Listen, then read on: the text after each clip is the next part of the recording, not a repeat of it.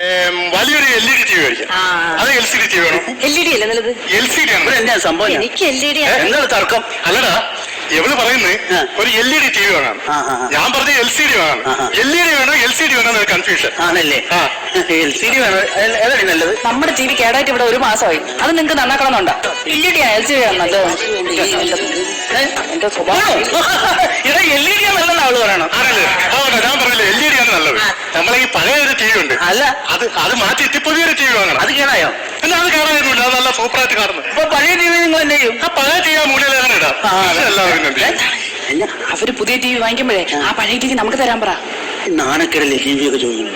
എന്ത് നാണക്കേട്? നിങ്ങളെ കൊണ്ട് ഒരു പുതിയത് വാങ്ങിക്കാൻ കഴിവില്ല, പിന്നെ അതെങ്കിലും ചോരെത്തി ചോദിക്കല്ലേ?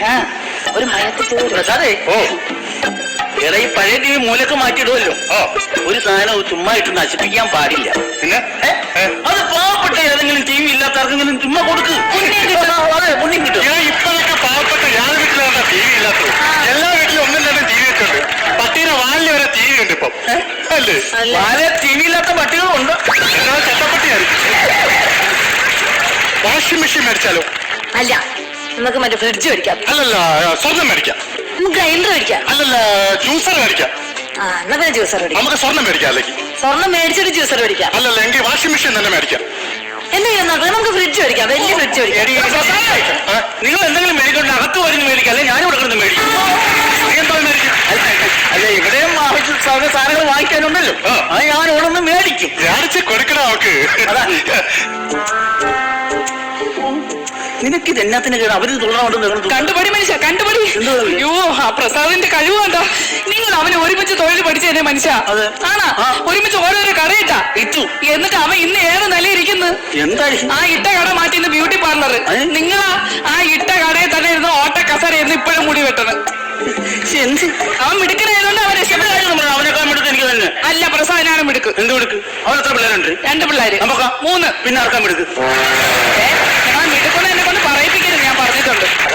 ഒന്ന് മയങ്ങട്ടെ. അല്ല, ഈ വന്നാണ് എന്റെ മനസ്സ് പറയണേ, നമുക്ക് നല്ല കൺപേറുണ്ടെന്ന് തോന്നുന്നു. കൺപേരോ? പേനല്ല, കണ്ണേറെന്ന്. നമുക്ക് കണ്ണുണ്ട് നല്ല. അതുകൊണ്ടാണ് നമുക്ക് ചേട്ടന്റെ കടയിൽ കച്ചവടം നടക്കാത്ത. ഒരു ഐഡിയ ഉണ്ട്, ഞാൻ എടുത്തോണ്ട് വരട്ടെ. എന്ത് ഐഡിയ? അവിടെ ഒരു സാധനം വെച്ചെടുത്ത് കാണൂല. ഒരു ഐഡിയ ഇങ്ങനെ ഉദിച്ചു വന്നോണ്ടിരിക്കുക നമ്മളെ കുഴപ്പിക്കാനായിട്ട്. കുമ്പളങ്ങ. ഇതെന്തിനാ? ഇതുകൊണ്ട് നമ്മളെ കടയിലെ ഫ്രണ്ടിൽ കെട്ടി തൂക്കിയ ഈ എല്ലാ കണ്ണീറും ഓടും. കുമ്പളങ്ങ കെട്ടിത്തൂക്കി? ഇങ്ങനെ നീ തന്നുവിട്ട കുമ്പളങ്ങ കെട്ടിത്തൂക്കി മുടി വെട്ടാൻ വന്ന ഒരു പച്ചക്കറി കടയാണോ, ബാർബർ ഷോപ്പാണോ തിരിച്ചറിയാതെ അങ്ങനെ കുറെ പണി പോകുന്നു. അവിടെ കുമ്പളങ്ങ വേറെ വല്ല പണി നോക്കുന്നു. എന്തോ എന്തടി? അതെ, ചേട്ടന് ഇന്നലെ വരുമ്പോ ബീഫ് കൊണ്ടുണ്ടായിരുന്നടി. അപ്പൊ ഇങ്ങനെ കറി വെക്കുന്ന ഒരു കൺഫ്യൂഷനിലാണ് ഞാൻ. തേങ്ങ വറുത്തരച്ച് വെക്കണോ അല്ല ഫ്രൈ ചെയ്ത് വെക്കണോ എന്ന് ഇങ്ങനെ ആലോചിച്ച് ഇങ്ങനെ ഇരിക്കുന്നു. അല്ലെങ്കിൽ പിന്നെ അത് ഇങ്ങനെ നായരക്കൊത്തൊക്കെ ഇട്ടിട്ട് വെച്ചിട്ട് എന്താ ഉറുമ്പടി, ഭയങ്കര ഉറുമ്പ് കാലി കടിച്ചു. നീ ഭയങ്കര കൺഫ്യൂഷൻ ആയിരിക്കും എങ്ങനെ കറി വെക്കുന്നത്. എനിക്ക് തോന്നുന്നു വഴറ്റി വെക്കുന്നതായിരിക്കും ഏറ്റവും ടേസ്റ്റ്. പക്ഷെ ഞാൻ പറയട്ടെ, വരട്ടി വെക്കാം നമുക്ക്. ഇങ്ങനെ ബീഫ് ഇങ്ങനെ കുനുകുനാന്ന് അരിഞ്ഞിട്ട് മല്ലിയും മുളകും ഉപ്പും മഞ്ഞളൊക്കെ ഇങ്ങനെ പിന്നെ മസാലയൊക്കെ ഇട്ട് ഇങ്ങനെ കുഴച്ച് ഒരു 1/2 മണിക്കൂർ വെച്ചിട്ട് ഉരുളിയിൽ ഇങ്ങനെ വെളിച്ചെണ്ണ വെച്ചിട്ട് അത് മതി. നീ വെച്ചോ, അടിപൊളിയായിരിക്കും. അല്ലേ? വെച്ചിട്ട് തരാം. മനുഷ്യനെ കൊതിപ്പിക്കാനായിട്ട് ഇവിടെ എന്നാണ് ചവിട്ടി ചോദിക്കുന്നത് കളയണ. നിങ്ങളിങ്ങനെ നടന്നോ? നിങ്ങൾക്ക് ജോലി കഴിഞ്ഞ് വരുമ്പോ ഒരിക്കലും ബീഫ് വാങ്ങിച്ചോണ്ട് വന്നാ എന്താ മനുഷ്യ? ഇവിടെ ഇതിനൊക്കെ ബീഫ് കയറുമെന്ന് ഇപ്പൊ എന്താ സംഭവം? മനുഷ്യ വെള്ളം ഇറക്കി ചാവുന്നാണ് തോന്നുന്നത്.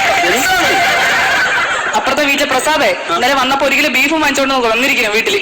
ബീഫ് കഴിക്കാൻ കൊള്ളൂ? അത് ഇത് കൃത്രിമല്ല, മൊത്തം കൃത്രിമം. ബീഫിലൊക്കെ എന്ത് ഇഞ്ചക്ട് ചെയ്തൊക്കെയാണ് നമുക്ക് ഉണ്ടാകും. ബീഫിനൊക്കെ നല്ലത് ഇപ്പൊ ചിക്കനാ.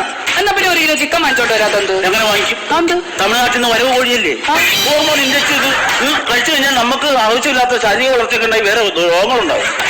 ബീഫിനേക്കാൾ ചിക്കനേക്കാൾ ഇപ്പം ഒന്നുകൂടി ബെറ്റർ മീനാ. എന്നാ പിന്നെ മീൻ വാങ്ങിച്ചോണ്ട് പോയിട്ടാ. ഞാൻ ഇന്നലെ ഇപ്പൊ ചന്തയിൽ പോയതല്ലേ. ഇപ്പൊ ട്രോളിംഗ് അല്ലേ, 2 മാസം മുമ്പേ പിടിച്ച മീനൊക്കെയാണ് ഇപ്പൊ ഈ ഫോർമാലിൻ എന്ന് പറഞ്ഞ സാധനമുണ്ട്, അത് കലർത്തി വരുന്നത്.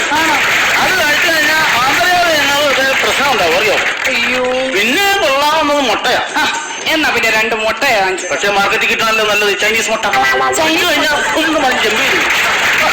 പിള്ളേർ ക്രിക്കറ്റ് കളിക്കാൻ പറ്റാതെ മേടിച്ചിട്ട് പോകണമെന്നാണ് എന്റെ അറിവ്.